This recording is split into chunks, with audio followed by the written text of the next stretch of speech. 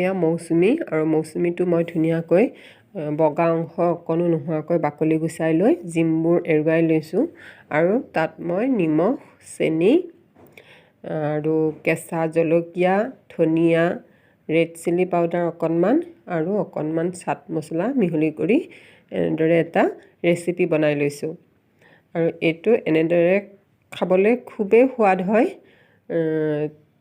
তো আপোনালোকেও এনেদৰে মৌচুমীৰ সোৱাদ ল'ব পাৰে। হেল্ল' ফ্ৰেণ্ডছ, দীপমালাছ ব্লগৰ অন্য এটা ভিডিঅ'লৈ আপোনালোক সকলোকে স্বাগতম জনাইছোঁ। ফ্ৰেণ্ডছ, আজিৰ ভিডিঅ'টোৰ আৰম্ভণিটো চাই হয়তো আপোনালোকে ভাবিছে আজিৰ ভিডিঅ'টোৰ টপিকটোৱে হৈছে মৌচুমী। মৌচুমী এই সময়ত উভৈ নদী আৰু বতৰৰ ফল আৰু খোৱাটো আমাৰ খুবেই প্ৰয়োজন। ইয়াত প্ৰচুৰ পৰিমাণে চি ভিটামিন পোৱা যায় আৰু চি ভিটামিন এইখিনি সময়ত আমাৰ দেহৰ কাৰণে খুবেই প্ৰয়োজনীয় বুলি আমি ভাবোঁ, কাৰণ ক'ভিডৰো ইপিনে চলিয়ে আছে, গতিকে আমি মৌচুমীটো খাব লাগে।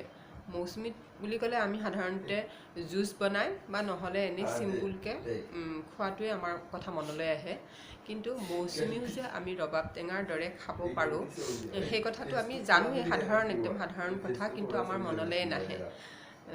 তো সেইকাৰণে মই সেইদিনাখন খাওঁতে ভাবিলোঁ যে এই বস্তুটো মই এনেদৰে শ্বেয়াৰ কৰোঁ, তেতিয়া আপোনালোকৰো সহায় হ'ব আৰু আপোনালোকেও মৌচুমীৰ এনেদৰে সোৱাদ ল'ব পাৰিব। মই আপোনালোকৰ লগত মৌচুমীৰ ৰেচিপি এটা শ্বেয়াৰ কৰিলোঁ। এতিয়া মই আপোনালোকৰ লগত মৌচুমীৰ বেনিফিট সম্পৰ্কে মই জনা কেইটামান কথা আপোনালোকৰ লগত শ্বেয়াৰ কৰিব বিচাৰিছোঁ। মৌচুমী আমাৰ ছাল চুলি আৰু চকুৰ কাৰণে খুবেই প্ৰয়োজনীয়। আনহাতে যিসকলৰ হাড় দুৰ্বল আৰু ইমিউনিটি ছিষ্টেম, তাৰপিছত প্ৰেগনেঞ্চি মহিলা, তাৰপিছত যিসকলে ৱেইট কণ্ট্ৰল কৰিব বিচাৰে তেওঁলোকৰ কাৰণেও মৌচুমী খুবেই এটা উপকাৰী ফল। তো এতিয়াৰ পৰা আমি সকলোৱে মৌচুমী খোৱাটো অভ্যাস কৰিব লাগে আৰু অভ্যাস কৰিলে বেনিফিট আমাৰ নিজৰে বুলি মই ভাবোঁ, আশা কৰোঁ আপোনালোকেও হয়তো কথাখিনি জানে, কিন্তু হয়তো মনত নাহিব পাৰে।